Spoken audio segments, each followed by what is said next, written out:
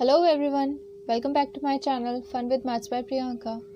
सो guys, हमने last video में 3.4 exercise complete कर ली थी। उस एक्सरसाइज के साथ साथ हमने दो मेथड्स भी कंप्लीट कर लिए थे, सब्स्टिट्यूशन मेथड और एलिमिनेशन मेथड। ओके, इस वीडियो में हमें न्यू एक्सरसाइज तो स्टार्ट करनी ही है, उससे पहले न्यू मेथड पढ़ना है, ठीक है, जो है हमारा क्रॉस मल्टीप्लिकेशन मेथड। सो 3.5 एक्सरसाइज स्टार्ट करने से पहले इसका थोड़ा इंट्रो पढ़ लेते हैं। Okay, so cross multiplication method जैसे आपको सब्स्टिट्यूशन मेथड और एलिमिनेशन मेथड में तो मैंने बताया ही था आपको। सब्स्टिट्यूशन मेथड में हम सब्स्टिट्यूट करते हैं वैल्यूज़ को, एक वेरिएबल की वैल्यू को दूसरी वेरिएबल में एक इक्वेशन में सब्स्टिट्यूट करते हैं, देन उसकी वैल्यू निकाल के देन नेक्स्ट वाली की निकालते हैं, राइट। और एलिमिनेशन में एक वेरिएबल को एलिमिनेट कर देते हैं, दूसरे की निकालते हैं, देन उसकी वैल्यू पहले वाले में पुट करके उसकी भी निकाल लेते हैं। सो ये थे अभी तक के दो मेथड। ये थर्ड मेथड है क्रॉस मल्टीप्लिकेशन मेथड, ठीक है। इसको करेंगे अब हम। इसमें कैसे करना है, सपोज आपकी दो इक्वेशंस हैं। फर्स्ट इक्वेशन है a1x plus b1y plus c1z equals to 0, okay. And second equation है आपकी a2x plus b2y plus c2 equals to 0। Sorry, यहाँ पे z नहीं आएगा, ओके। सो ये हमारी दो इक्वेशंस है, इनको हम क्रॉस मल्टीप्लिकेशन नाम से ही समझ में आ रहा होगा, हमें क्रॉस मल्टीप्लाई करना है, ओके। करना कैसे है, सबसे पहले क्या करेंगे, इनका क्या करेंगे, मैं नॉर्मली बता रही हूँ, भी एग्जाम्पल भी कराऊंगी आपको। x ले लिया, दोनों में x ही कॉमन है तो x, ओके। देन इसके बाद y, और इसके बाद यहाँ पर हमें क्या करना है, कोफिशिएंट ले रहे हैं। a1 का वेरिएबल कोफिशिएंट x है, इस तरह से ले रहे हैं, दोनों ही एक दूसरे के कोफिशिएंट होते हैं, x y, और c1 के साथ कुछ नहीं है, सो हमने ले लिया 1, ओके। इक्वल्स टू होते हैं, सॉरी इक्वल में होते हैं, ओके। अब इनके नीचे की वैल्यूज़ किस तरह से लेनी है हमको, वो ध्यान देते हैं। जब भी हम x लेंगे तो x वाले के साथ वाले जो कोएफिशिएंट्स हैं उनको छोड़ के बाकी के जो दो हैं उनको ले लेंगे, ठीक है। सो x के साथ क्या है, a1 a2 को छोड़ देंगे, बाकी के जो रह गए हैं b1 b2 c1 c2 उनको लिख देंगे, ठीक है। तो b1 b2 और c1 c2, okay. Same y में y के साथ वाले छोड़ देंगे, बाकी रेस्ट वाले लिख लेंगे। सीरियल वाइज चलना है, राइट हैंड साइड के साथ चलना है, तो y के वाले ये छोड़ दिए, तो ये नहीं कि अब यहाँ पर आप लिख दें a1 a2 c1 c2, नहीं, ऐसे नहीं लिखना। पहले लिखेंगे c1 c2, देन लिखेंगे a1 a2, ओके। इसके बाद अब 1 वाले ये हैं, इनको छोड़ देंगे, बचे हुए लिख देंगे। तो बचे हुए नेक्स्ट कौन सा आता है, a1 a2 b1 b2, ठीक है। अब ये मैंने लिखा क्यों है ऐसे, वो इसलिए क्योंकि हमें इनको अब मल्टीप्लाई करना है। किस तरह से, इसको इसके साथ मल्टीप्लाई करेंगे, इसको इसके साथ मल्टीप्लाई करेंगे, इसको इसके साथ, इसको इसके साथ, इसको इसके साथ, इसको इसके साथ। और ये जब मल्टीप्लाई हो रहे हैं एक दूसरे से, देन इनको माइनस भी करना है हमें। तो फाइनल क्या फॉर्मूला बन के आता है, x अपॉन b1 c2 के साथ मल्टीप्लाई हो रहा है, तो b1 c2 minus c1 b2 के साथ माइनस हो रहा है, मल्टीप्लाई हो रहा है, सो b2 c1, बीच में माइनस लग जाएगा, ये इससे मल्टीप्लाई हुआ, ये इससे मल्टीप्लाई हो रहा, और जो आंसर आ रहा है वो दोनों माइनस हो जा रहे हैं, okay. Equals to y upon a2 c1 minus a1 c2 equals to 1 upon a1 b2 minus a2 b1, okay. So जो हमारा लास्ट मेन फॉर्मूला है क्रॉस मल्टीप्लिकेशन मेथड का, वो ये है, ओके। सो हमारे सारे क्वेश्चंस हमें इसी के अकॉर्डिंग सॉल्व करने हैं, ओके।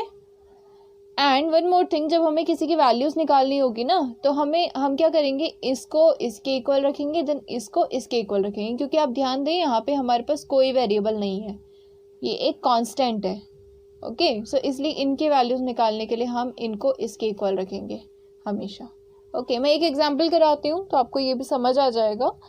सपोज दो इक्वेशंस ले लेते हैं हम। पहली equation 2x plus 3y equals to 46 and second equation 3x plus 5y equals to 74। Suppose ये दोनों इक्वेशंस हैं, हमें इसमें x और y की वैल्यू निकालनी है, हमें हमेशा x और y की वैल्यू निकालनी होगी। ओके, सो सबसे पहले इसको मेन फॉर्म में लिख देंगे। मेन किस फॉर्म में? इस फॉर्म में। ये जनरल फॉर्म जो है, ये c इधर होना चाहिए, ये जो c है ना ये इस साइड होना चाहिए, फिर भले माइनस साइन के साथ हो या प्लस साइन के साथ हो, ठीक है। सो इधर आ जाएगा, जनरल फॉर्म ये है हमारी, तो इस फॉर्म में लिखेंगे पहले इसको। तो पहली इक्वेशन क्या बन जाएगी? 2x plus 3y minus 46 equals to 0, और ये क्या बन जाएगा? 3x plus 5y minus 74 equals to 0। Okay, so ये हमारी दो इक्वेशन बन गई। अब हम यही फॉर्मूला लगाएंगे। ओके, आपको ये फॉर्मूला एक बार भी रटने की ज़रूरत नहीं है, कुछ ऐसे करने की ज़रूरत नहीं है, सिंपली आप देख के ही पता कर सकते हैं। जब आप x लिखेंगे तो y वालों को यहाँ पे लिख दीजिए, देन जब y लिखेंगे तो x और उसको लिख दीजिए, ठीक है। ऐसे ही करना है जैसे मैंने आपको ये फार्मूला निकाला है। ओके, सो सबसे पहले अब सबसे ऊपर x है, तो x ले लिया। ओके, डायरेक्टली ऐसा भी नहीं है आप डायरेक्टली यही लिखें, आप इस पहले ऐसे करिए देन ऐसे करिए, इजी रहेगा। ओके, सबसे पहले x ले लिया, अपॉन किया, x वालों को छोड़ के बाकी लिखना है। ओके, तो x वाले छोड़ दिए, इधर क्या आ रहा है? 3 और 5, यहाँ 3 यहाँ 5। ओके, और यहाँ पे क्या है?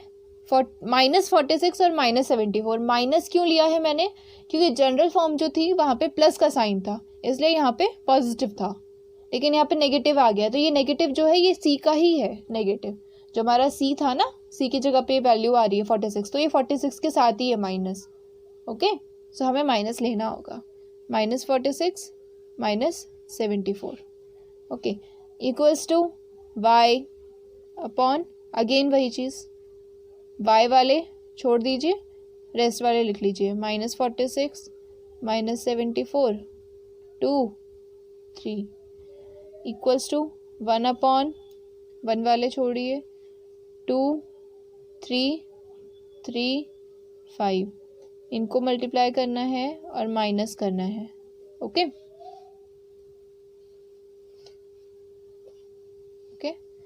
सो अब लिखेंगे x upon 3 into minus 74, okay,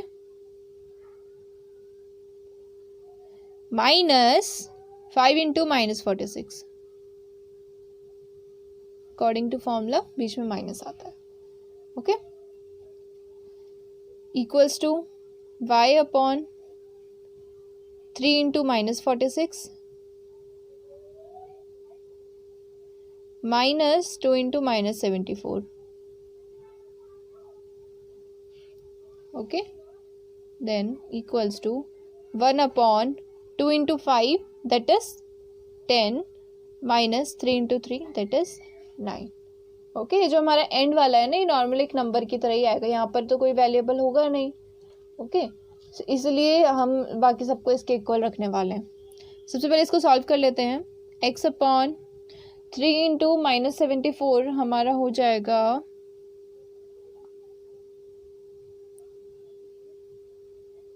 minus 222, minus and minus plus हो जाएगा हमारा, 5 इंटू 46 हो जाएगा हमारा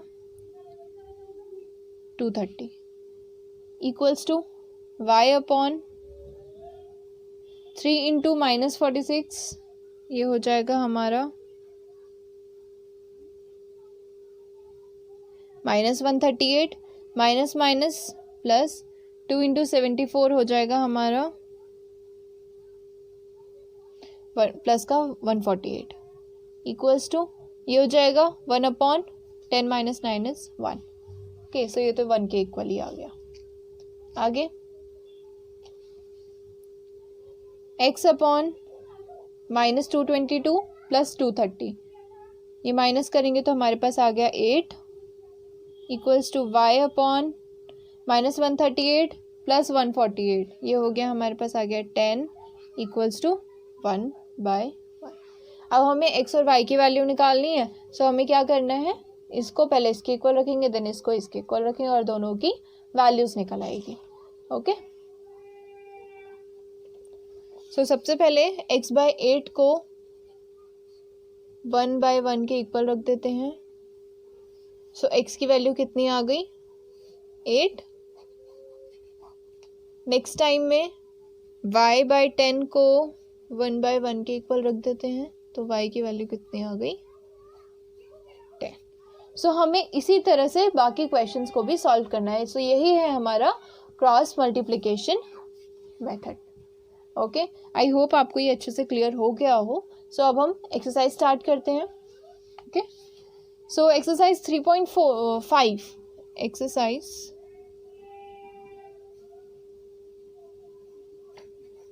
3.5 स्टार्ट करते हैं क्वेश्चन नंबर 1 से। सो क्वेश्चन नंबर 1 में हमसे क्या बोला है? Which of the following pairs of linear equations has unique solution, no solution, or infinitely many solutions? In case there is a unique solution, find it by using cross multiplication method. 3.5 question में हमको क्या बोला है कि हमें कुछ pairs दे रखे हैं, 4 पार्ट्स में कुछ पेयर्स दे रखे हैं। सो उसने बोला है कि इनमें से कौन से यूनिक सोल्यूशन है, नो सोल्यूशन है, और कौन से पेयर्स के पास इनफाइनाइटली मैनी सॉल्यूशंस हैं।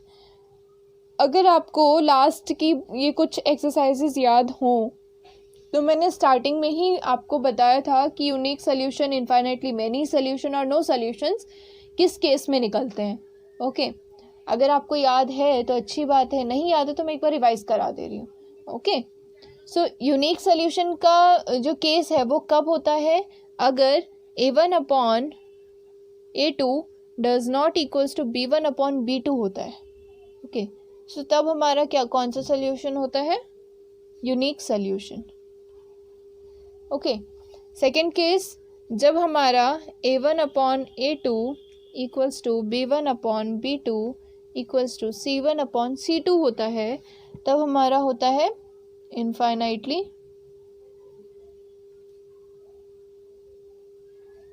Many solutions.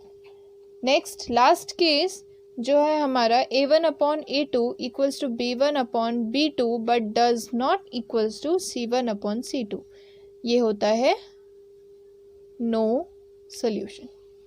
ओके, सो ये 3 हम पढ़ चुके हैं। सो हमसे उसने यही बोला है फर्स्ट क्वेश्चन में कि बताइए कौन से पेयर के इनमें से कौन सा सॉल्यूशन है, और अगर किसी पेयर का यूनिक सॉल्यूशन निकलता है तो फिर उस पेयर की वैल्यूज निकालिए by cross multiplication method. Okay, so हमें ये करना है। तो स्टार्ट करते हैं फर्स्ट पार्ट को। सो ये हमारा फर्स्ट क्वेश्चन का फर्स्ट पार्ट है। ओके, सो सबसे पहले तो हम इसमें चेक कर लेंगे कि इस पेयर ऑफ लीनियर इक्वेशन का क्या सॉल्यूशन है। ओके, सबसे पहले वही जो हमने सबसे स्टार्टिंग में किया था, A1 A2 सब लिख लेते हैं। A1 क्या है इसमें? 1, B1 है -3, C1 है -3। Okay, A2 equals to 3, B2 equals to -9, C2 equals to -2। Okay, ये हमने सबके वैल्यूज़ लिख ली। अब हम देख लेते हैं। सबसे पहले A1/A2 इक्वल्स टू 1/3 आ गया। B1/B2 इक्वल्स टू कितना आ रहा है? -3/-9 कैंसिल आउट करते हैं तो ये आएगा हमारे पास 1/3। C1/C2 equals to -3/-2 cancel out होगा तो 3/2। सो ये हमारा क्या निकल के आ रहा है? A1/A2 equals to B1/B2 does not equals to C1/C2। So ये हमारा है नो सॉल्यूशन का पार्ट। ओके, और हमें सिर्फ यूनिक सॉल्यूशन में ही क्रॉस मल्टीप्लिकेशन मेथड से करना है। सो अब हम नेक्स्ट पार्ट करते हैं। हमारा ये क्वेश्चन, ये वाला पार्ट यहीं पर फिनिश हो गया। ओके, सेकेंड पार्ट है हमारा 2x + y = 5, 3x + 2y = 8। इसको पहले जनरल फॉर्म में लिख लेते हैं। 2x + y - 5 = 0, 3x + 2y - 8 = 0। Okay, इनका A1 A2 वो सब लिख लेते हैं. A1 is 2, A2 is 3, B1 is 1, B2 is 2, C1 is -5, C2 is -8. Okay, अब इनका भी चेक कर लेते हैं किस टाइप का सोल्यूशन है. A1 upon A2 is 2/3, B1 upon B2 is 1/2 and C1 upon C2 is -5/-8. सो ये हमारा आ रहा है A1 upon A2 does not equals to B1 upon B2, which is unique solution, a type of unique solution. Okay, so अब हम इसका cross multiplication method से values निकाल सकते हैं. ओके, सो इसको सॉल्व करते हैं. अब हमने नो सोल्यूशन में इसलिए नहीं निकाली वैल्यूज क्योंकि उसमें पॉसिबल नहीं होता फिर निकालना, क्योंकि उसमें उस पेयर ऑफ लीनियर इक्वेशन के कोई भी सोल्यूशन नहीं आएंगे. ठीक है, इसलिए हम सिर्फ यूनिक सोल्यूशन में क्रॉस मल्टीप्लिकेशन मेथड से निकाल सकते हैं. नाउ करते हैं x अपॉन, फॉर्मूला पुट कर रही हूँ मैं डायरेक्टली जो था B1 C2 वो सब. सो x वाले हटा के 1 into -8 -5 into 2 equals to y upon, y वाले छोड़ के -5 into 3 -8 into 2 equals to 1 upon, 1 वाले छोड़ेंगे 2 इंटू 2 -3 इंटू 1. ये आ गया. इसको सॉल्व कर लेते हैं. x upon 1 into -8 is -8 minus plus 5 2 ज़ा 10 equals to y upon 5 into 3 is 15 -15 minus plus 8 into 2 is 16 equals to 1 upon 2 into 2 is 4 -3. Values निकालते हैं. x upon 2 equals to y upon 1 equals to 1 upon 1. x और y की values निकाल लेते हैं. x by 2 equals to 1/1, x equals to 2, y upon 1 equals to 1/1, y equals to 1. So ये हमारी x और y की वैल्यू इसमें निकल गई है. ओके, ऐसे ही हम रेस्ट के जो 2 पार्ट्स हैं उनको भी कर लेते हैं. Third and fourth part. Third part है हमारा, सो ये हमारा थर्ड पार्ट है. इसको मैंने जनरल फॉर्म में भी कर लिया है इस फॉर्म में. ओके, जनरल फॉर्म में होना बहुत ज़रूरी है. सबसे पहले अब हम सोल्यूशन चेक कर लेते हैं कौन सा टाइप का सोल्यूशन है. वैल्यूज लिख लेंगे. A1 is 3, B1 is -5, C1 is -20, A2 is 6, B2 is -10, C2 is -40. Okay. Now A1 upon A2 equals to 3/6, which is equals to 1/2. B1 upon B2 equals to -5/-10, which is also equals to 1/2. C1 upon C2 equals to -20/-40, which is also equals to 1/2. सो आप ध्यान दीजिए यहाँ पर सारे ही वो fraction same आ रहे हैं. A1 upon A2 equals to B1 upon B2 equals to C1 upon C2. और ऐसे सोल्यूशन को हम बोलते हैं infinitely many solutions. Okay, so इसमें भी हम क्रॉस मल्टीप्लिकेशन मेथड की हेल्प से वैल्यूज नहीं निकाल सकते x और y की. ओके, हम यूनिक सोल्यूशन में ही निकाल सकते हैं. सो अब हम इसका लास्ट पार्ट कर लेते हैं. ये है फोर्थ पार्ट. ये पहले से ही जनरल फॉर्म में था. अब इसके भी निकाल लेते हैं कौन सा सोल्यूशन है. A1 equals to 1, A2 equals to 3, b1 equals to -3, b2 equals to -3, c1 equals to -7, c2 equals to -15. a1 upon a2 equals to 1/3 आ गया. b1 upon b2 equals to -3/-3 cancel out करेंगे तो ये आ रहा है हमारा 1/1.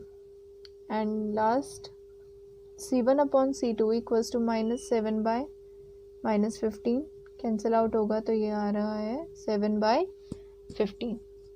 ओके, सो यहाँ पर a1 upon a2 does not equals to b1 upon b2 हो गया.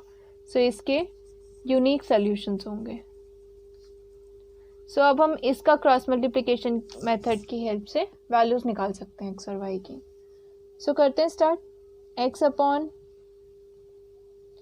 -3 into -15 -7 into -3 equals to y upon -7 into 3 -1 into -15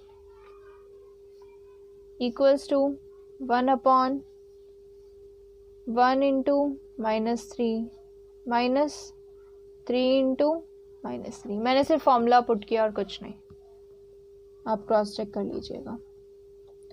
x upon minus plus 15 into 3 is 45 minus ये माइनस और माइनस प्लस हो जाएगा 7 into 3 is 21 equals to y upon 7 into 3 is 21 minus minus plus 15 equals to 1 upon -3 minus minus plus 9. Now x upon 45 minus 21 4 to 24 equals to y upon 21 minus 15 that is -6 equals to 1 upon ये आ गया हमारा 6. अब values निकाल लेंगे. x upon 24 equals to 1 upon 6, x equals to 24 upon 6 cancel out होगा तो ये आ जाएगा x equals to 4. Now y upon -6 equals to 1 upon 6, y equals to -6 upon 6 cancel out होगा तो y equals to -1. सो ये हमारी x और y की वैल्यूज निकल गई हैं. यहाँ पर हमारा फर्स्ट क्वेश्चन कंप्लीट होता है with cross multiplication method. Next अब हम सेकेंड क्वेश्चन से नेक्स्ट वीडियो में करेंगे. ओके, आई होप आपको सब कुछ अच्छे से समझ आ गया हो. नहीं आया है तो आप एक बार फिर से वीडियो को दोबारा से देखकर क्रॉस मल्टीप्लिकेशन मेथड का इंट्रो देख लीजिएगा. ओके, सो तब तक के लिए बाय बाय.